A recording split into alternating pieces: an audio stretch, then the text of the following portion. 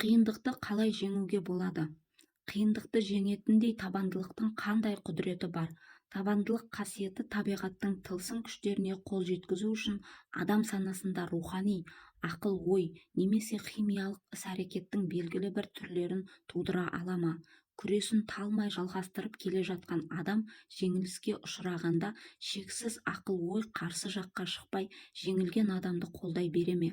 Табандылығының арқасында қолында ештеңесі болмаса да өндіріс империясын құрған Генри Форд және 3 айға жетер-жетпес қана мектепте білім алғанымен атағы әлемге жайылған Томас Эдисон секілді адамдарды жіті бақылай отырып санамда осындай сұрақтар туған еді. Мен осы екі адамды жылдар бойы үзбей бақылап келдім. Сондықтан олармен өте жақын болған кездегі тәжірибеме сүйене отырып, тек табандылық қана оларды осындай табысқа жеткізеді дей алмаймын. Пайғамбарлар, философтар және сиқыршылар туралы оқи отырып, сіз оларды табысқа жеткізген басты себептің табандылық, талпыныс және мақсаттың нақтылығы болғандығын байқай аласыз. Мысалы, Мұхаммед пайғамбар туралы таңғажайып әңгімені алып көрелік. Оның өмірін қазіргі кезде табысқа белшесінен батқан адамдармен салыстыра отырып, олардың барлығына ортақ бір қасиет табандылықтың болғанын аңғарасыз. Табандылық адамға қандай күш дарытатынын білгіңіз келсе, Мұхаммед пайғамбардың өмір жолы туралы жазылған Эссад мырзаның шығармасын оқып көріңіз. Соңғы ұлы пайғамбар. Мұхаммед пайғамбар болғанымен ешқандай ғажайып жасамаған. Ол сиқыршы да емес, тіпті сауатты да болмаған. Ол пайғамбарлық сапарын 40-қа жеткен шағында бастады. Елге нағыз дін туралы өсиет айтып, өзін Алланың елшісімін деп жариялаған кезде адамдар оны келемеждеп, жындылардың санатына қосқан. Балалар соңынан қалмай мазақтап, әйелдер оған саусақтарын шошайтып күлетінді шығарды. Оны өзі туған Мекке қаласынан қуып шығып, жақтаушыларын бар мал-мүлкінен айырып, шөлге айдап жібереді. Өзі уағыз айтқан 10 жыл ішінде ол қудалау, кедейлік және мазақтан басқа ештеме көрмеді. Ал келесі 10 жылдың ішінде ол Арабияның басшысы, Меккенің билеушісі және Дон мен Пиренейді бағындырып, дүние жүзінде пайда болған жаңа дінді күллі адамға жеткізуші тұлғаға айналды. Бұл діннің өзегінде сөз құдіреті, дұға күші және адамның Алламен жақындығы сияқты ұштағаны болды. Оның өмірінің басқалардан ерекшелігі жоқ. Ол Меккеде бай отбасында дүниеге келді. Мекке қаласы 9 жолдың торабында орналасқан және Қағба деп аталатын таңғажайып тас тұрған қала. Сонымен қатар бұл қала сауда орталығы болғандықтан қаладағы тазалық жағдайына байланысты ауқатты адамдар балаларын шөлге жіберіп, бәдәуилерге бақтырды. Сондықтан Мұхаммед пайғамбар денсаулығы мықты, көшпенді әйелдің емшегін еміп өседі. Қой бағып кейіннен бір бай жесірге керуен басшысы болып жұмысқа орналасады. Ол шығыстағы барлық жерлерді аралап, әртүрлі сенімдегі адамдармен сұхбат құрады. Сөйтіп христиан дінінің өз ішінен түрлі секталарға бөлініп жатқанын байқайды.